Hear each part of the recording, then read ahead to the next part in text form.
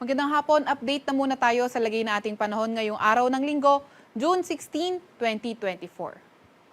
Sa kasalukuyan nga ay etong southwest monsoon o habagat, patuloy pa rin yung epekto nito sa may kanlurang bahagi ng Southern Luzon at kanlurang bahagi ng Visayas. Para naman sa lagay ng panahon sa may Metro Manila at sa ating buong kapuluan, partly cloudy to cloudy skies pa rin yung ating inaasahan na may mga tsansa ng mga localized thunderstorms. So, kung meron nga tayong makikitang mga thunderstorm advisory, rainfall advisory o hindi kaya heavy rainfall warning, yung ating mga kasamahan sa Regional Services Division ang mag-i-issue ng mga yon. Currently din naman wala tayong nakikitang low pressure area man or bagyo sa loob or malapit sa ating Philippine Area of Responsibility. Para naman sa lagay ng panahon bukas sa may Luzon area, inaasahan natin Metro Manila and buong Luzon patuloy pa nga rin na partly cloudy to cloudy skies condition. Pero ingat pa nga rin sa mga tsansa ng mga localized thunderstorms. Pwede itong tumagal na as short as 30 minutes and as long as 2 to 3 hours during severe cases. Itong agwat ng temperatura sa may Metro Manila 25 to 34 degrees Celsius, 26 to 34 degrees Celsius naman sa may Legazpi City. 22 to 32 degrees Celsius sa may Tagaytay, 16 to 25 degrees Celsius sa may Baguio, 25 to 33 degrees Celsius sa may Lawag at sa may Tugigaraw ay 26 to 35 degrees Celsius. Agwat naman ng temperatura sa may Puerto Princesa ay 25 to 32 degrees Celsius, samantalang Kalayaan Islands ay 26 to 32 degrees Celsius.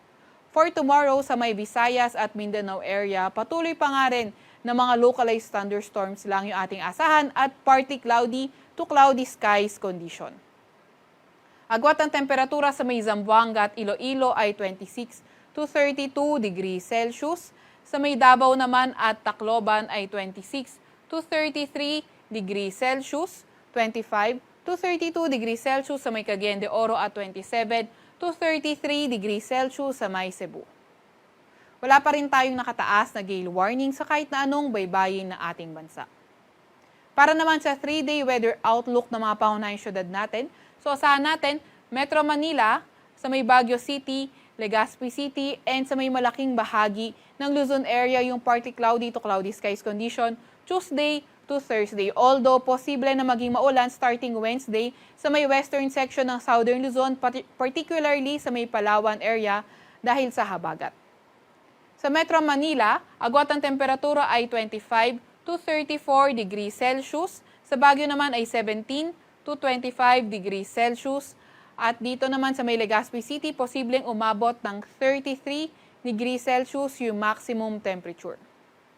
Para naman sa may Visayas area, Metro Cebu, Iloilo, pati na rin sa may Tacloban, Tuesday to Thursday, nasahan nga natin patuloy pa nga rin yung mga pulupulong pag-ulan, pagkidlat at pagkulog. Wala pa rin tayong nakita currently na weather system na posibleng magdala ng pangmalawakang pag-ulan sa may Visayas area. Sa Metro Cebu, maximum temperature pwede umabot ng 33 degrees Celsius, 25 to 33 degrees Celsius naman sa may Iloilo City at 26 to 33 degrees Celsius dito sa may Tacloban City. Ganon din naman sa may Metro Davao, Cagayan de Oro, Zamboanga City, mga partly cloudy to cloudy skies condition na may mga pulupulong pag-ulan, pagkidlat at pagkulog yung ating inaasahan. And also, wala nga rin tayo nakikita weather system na posibleng magdala ng mga pangmalawakang pag-ulan dito sa mga pangunahing syudad ng Mindanao area, kaya partly cloudy to cloudy skies condition pa rin tayo. Sa may Metro Davao, posibleng umabot ng 32 or 33 degrees Celsius ang maximum temperature. Sa may Cagayan de Oro naman ay 25 to 33 degrees Celsius at sa may Zamboanga City ay 24 to 25 to 34 degrees Celsius ang agwat ng temperatura. Sa Klakahang Maynila, ang araw ay lulubog ng 6:27 ng gabi at sisikat bukas ng 5:27 ng umaga. Huwag magpapahuli sa update ng Pag-asa, i-follow at i-like ang aming X at Facebook account DOST_Pag-asa. Mag-subscribe din sa aming YouTube channel, DOST-Pag-asa Weather Report. At para sa mas detalyado impormasyon, bisitahin ang aming website pag-asa.dost.gov.ph. At yan po muna ang latest mula sa Weather Forecasting Center ng Pag-asa, Veronica C. Torres.